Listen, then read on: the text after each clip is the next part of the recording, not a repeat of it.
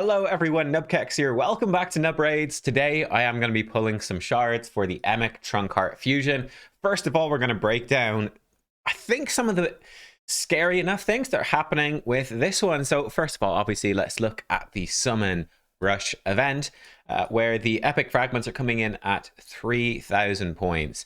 This is pretty high. I mean, we've sometimes seen them as low as 1750, often 2150. 2,500 maybe. 3,000 is it's on the high end. Now that is all that you need for this. And again, if we jump over to the fusion calendar where I did the full breakdown yesterday in detail, presuming we do every single event, the shard events are usually the hardest ones. So 6 shards sacreds for summon rush, or the equivalent in voids. The other champion summoning event that is mandatory is champion chase, and that's going to be 2x ancients, or most likely it's going to be 2x ancients, and that's not too bad. You probably need maybe around 60 ancients to do that one, plus save the fragments that you've earned up until that point to summon during champion chase. So like 60 ancients plus 6 sacreds, actually a very reasonable price for this champion. So that's not too bad, but it is a fairly hefty investment at the start. Now here is an interesting question. We have this mystery summon rush with 50 extra fragments. Would it be worth skipping summon rush and perhaps something else to do this second summon rush, seeing as this one is somewhat intensive? I don't know. Given as well that it's 50 fragments, they could easily have that be way up in the points. They could have a full set of 50 fragments and have it be at like 5,000 or 6,000 points or something like that. It could be very difficult. So my feeling, it lets you skip another event, like a dungeon divers. They're quite nasty, but my feeling is, looking at this, I think to play it safe, the smartest option is probably to go summon rush and champion chase.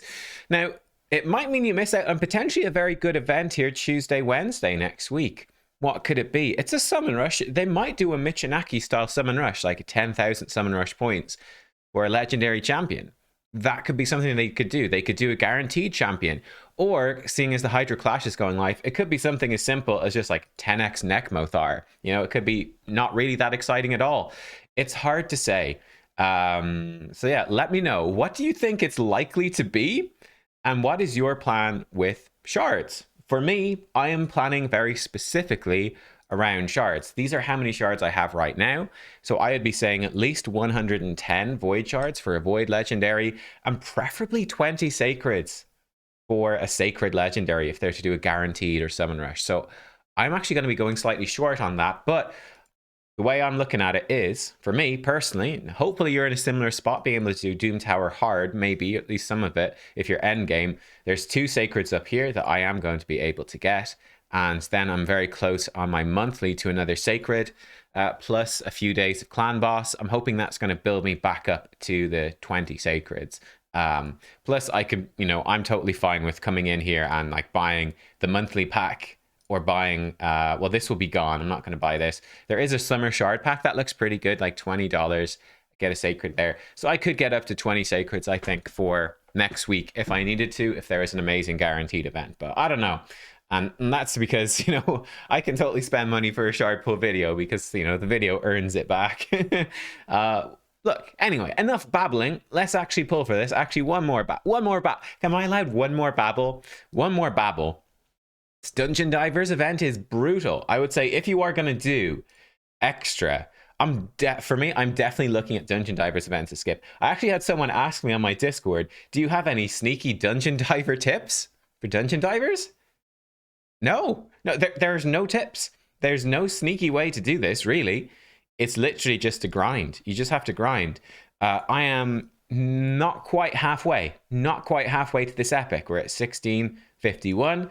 About 3,300 is what, double that, isn't it? So we're actually not quite halfway to this dwarf. And I've almost finished the dragon. Now, I'm not fully finished, but I'm almost finished dragon. I've got the epic fragments. That's pretty brutal. Like, that's pretty brutal. And there's no other event really overlapping this Dungeon Divers except for champion training. I'm going to effectively have to double the dragon score. Like, it's rough, man. It's rough. Dungeon Divers sucks. It's my word. least favorite event. It's worse than shard events, in my opinion. It really is garbage. Anyway, let's pull. I'm going to do 6 sacreds. Simple, straightforward. I obviously have all these epics, but all of these epics are fantastic. This is what I say. Is the summon rush on Tuesday, Wednesday going to be better? I mean, for a typical, mid-game person, like these are like the best epics you can get, basically. These are insane. And then the legendaries are all pretty good. Trunda would be by far my most wanted. By far to cheese Hydra Normal and Hydra Hard. Even Hydra Brutal. Scratch showed us that when I fought him in the Hydra Clash. That was insane. Mashald, I don't have. That'd be great. I do have Drang already, so not too hyped to get that one if I was to get anything. Let's go. Simple enough. 6 sacred shards.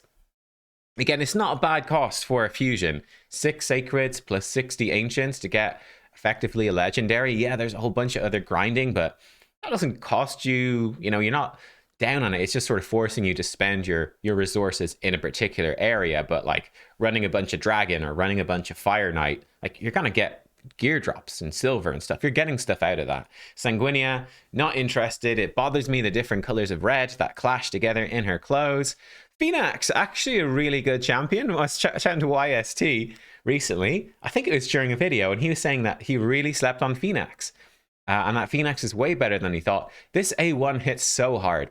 Basically, in this game, any of these conditional effects place an extra hit if the target has any debuffs. Basically, they don't factor that in properly, at least in my opinion. Trunda is a similar sort of thing, that they don't really factor it in that you are going to get the extra hit. And typically these extra hit conditional things, Kandrafon A1, another brilliant example, do crazy good damage. This is one of the hardest hitting single target skills in the game, and it blocks revive. And that's fantastic for live arena. Plus, he's a pretty good affinity against things like Python and Ultimate Death Knight and Uko that you're going to fight that are very annoying. So he's actually a brilliant budget option. He does have AoE with block buffs, but it's not 100%, and it is a 4-turn cooldown. Then his A3 is pretty meh. It's like a low chance of decreased defense, decreased speed on a 4-turn. It's pretty meh, but man, that A1 is disgusting. Plus, I've got my hair up today, but it has been said he looks a little like me. That's the rumors have said. We have an epic, it's our Gala. Great epic. AoE decreased defense. Triple hit as well. Then her A2 is great. 2-turn cooldown that does this move for free if she kills something. She's brilliant for a lot of Doom Tower stuff. Great for faction wars as well. Old champion, but a cool champion. Yeah, she was like a kind of the face of a lot of the advertising alongside Gallic for a good while, wasn't she? All right, another epic. No sign of a legendary so far. Luthia. I don't even know what this champion does. Yeah, AoE decreased speed, that's kind of nice, but 4-turn cooldown, force affinity. Seems like a bit of a waste of a champion, to be honest. The decreased speed is nice. No legendary. It's an undead, but it's not a Mashald. It's a Mausoleum Mage. Okay, great champion for progression again, right? With the full cleanse and heal and turn meter. And then increase defense, increase crit rate, and 1 turn of block debuffs. Even goes well with Seer to give her a bunch of buffs to explode. Never really used him because I didn't pull him until very late in the game. And the final shard, drum roll please, is this Trunda? Trunda! No, it's not Trunda. It's Kitus. They're like, here's an arena nuker, right? Kitus, he's a weird one. Which one's his? Yeah, this one. Double hit. It's a secret skill when he's half HP. And he does more damage the more HP he's lost. Actually hits really hard. So you can like revive him with a Cardinal or something like that, right? Or yeah, I guess you could have him in Swift Parry maybe.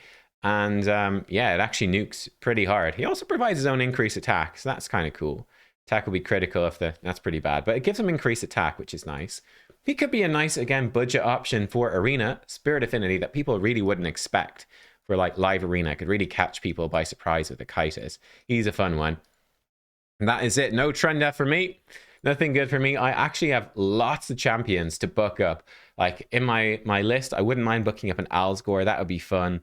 But I've got like a Kantra and a second Mishinaki waiting for books.